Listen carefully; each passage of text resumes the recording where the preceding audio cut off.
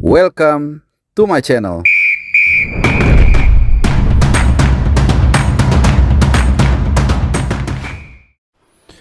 Halo, salam sehat teman-teman semua dimanapun kalian berada. Semoga kalian tidak kekurangan apapun dan tetap semangat untuk menjalani aktivitas sehari-hari selepas tentunya libur lebaran yang cukup lama ya. Jadi ada yang mungkin baru aktivitas hari ini, ada yang kemarin. Yang pasti kita seperti biasa akan mengupdate soal tim nasional kesayangan kita. Kali ini kita akan bahas spesifik soal satu sosok penjaga gawang Portiere, yaitu Cyrus Margono. Tapi sebelum kita bahas ke debut dari Cyrus di BRI Super League, gue akan sedikit update. Ada dua informasi yang ingin gue sampaikan.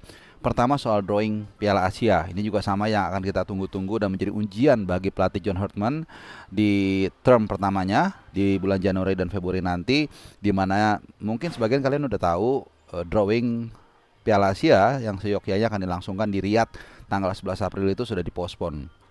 Nah, sekarang yang kita belum tahu adalah dipindah ke kapan waktunya dan juga kemana. Dan ada satu kemungkinan yang paling possible, walaupun ini belum pasti ya, drawing nanti akan dilaksanakan di AFC House di Kuala Lumpur. Maka ini akan lebih mengirit perjalanan, biaya, waktu, dan lain-lain. Tapi kita belum tahu, kita akan tunggu keputusan apa yang akan diambil AFC terkait dengan lokasi dan waktu drawing, yang karena kita tahu eskalasi di Timur Tengah belum stabil.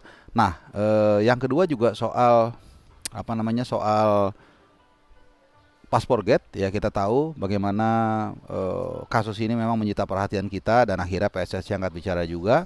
Appreciate buat Pak Sumarji yang selalu pasang badan di hal-hal seperti ini ya, meskipun jawabannya masih normatif, tapi it's okay. Yang penting beliau sudah memberikan statement, memberikan dukungan juga kepada para pemain untuk segera menyelesaikan kasusnya, karena dari update terakhir teman-teman ini sudah merembet ke Belgia, di mana kemarin Liga Belgia itu masih ada yang kasta kedua ya, di mana Joe Pelupessy main itu masih berputar dan Joe Pelupessy itu tidak masuk squad atau line up. Padahal kita tahu Joe Pelupessy dalam keadaan bugar, dan kemudian juga bahkan di playoff degradasi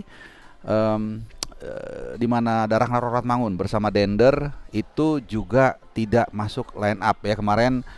Untung timnya menang 1-0 dari Lovier ya, bacanya nggak tahu seperti apa. Yang pasti timnya menang, Dender ini klubnya Bang Sitorus, tapi Ragnar tidak masuk line up. Jadi dua kejadian ini pasti bukan kebetulan, pasti ada something. Dan again, semoga semuanya bisa selesai dan kemudian di kemudian hari masalah administrasi sebenarnya tidak terulang lagi.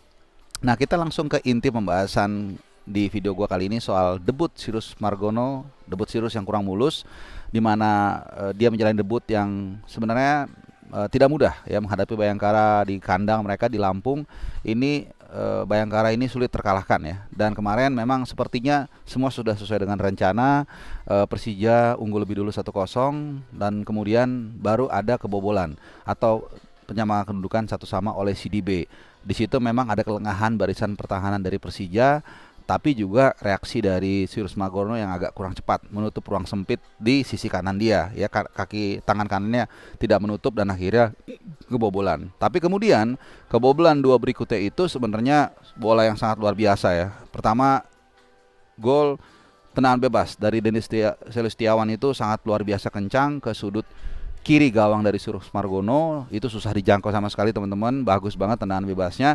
Dan kebobolan yang kedua itu dari open play CDB juga. CDB mencetak brace di laga tersebut, gol pertama dan juga gol kedua bagi diri dia, atau gol ketiga bagi Bayangkara FC, yang membuat akhirnya Bayangkara menang 3-2.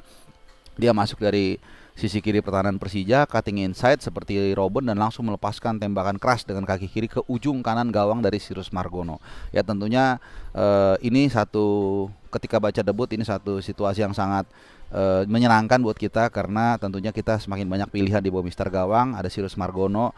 Tapi sayang hasilnya memang kurang mulus. Mudah-mudahan di pertandingan-pertandingan berikutnya Cyrus bisa tampil lebih baik lagi, bisa lebih dipercaya, walaupun tentunya juga tidak gampang. Kalau kita lihat persaingan di bawah Mister Gawang di Persija itu ada Carlos, ada juga Arretani, yang dua-duanya ya jujur kalau dimainkan itu 11-12 lah, sama-sama bagus. Tapi kita nggak tahu, mudah-mudahan Cyrus Margono di sisa musim ini nggak lama lagi, mungkin hanya beberapa pertandingan lagi, sekitar 6 atau 7, dia bisa tampil form dan kemudian bisa memperkuat tim nasional kita di AFF nanti bulan Juli sampai Agustus, karena seperti yang kita duga dan kemudian dibenarkan oleh John Hartman, di AFF nanti timnas akan sepenuhnya menggunakan pemain yang bermain di kawasan di Asia. Jadi yang BRI Super League, kemudian juga ada 3 pemain sebenarnya yang bermain di Thai League, yaitu Asnawi Mangkualam, kemudian Pratama Arhan dan Sandy Walsh. Walaupun 2 nama pertama memang dalam kondisi cedera, cuman kita nggak tahu Juli nanti apakah